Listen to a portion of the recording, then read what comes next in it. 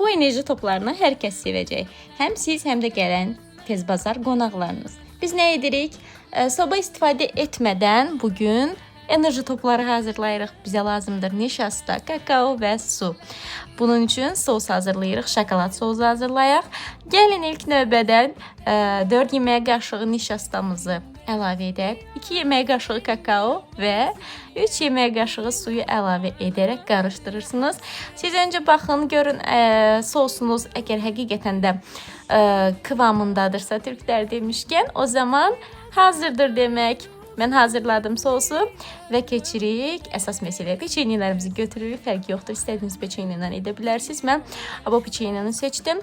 Bunu blendera tökürəm qəşəngcə və onu da deyim ki, blenderiniz bu üsulla çox gözəl təmiz qalacaq.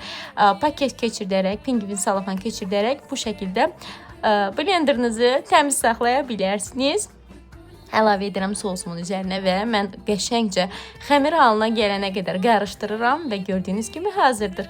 Əlimlə top şəklində düzəldərək enerji toplarını düzəldib və kakoslara batırıram. Kakosları isə marketlərdən ala bilərsiniz. Məndə qırmızı rəngi var idi, ağ rəngini, hər rəngini ala bilərsiniz.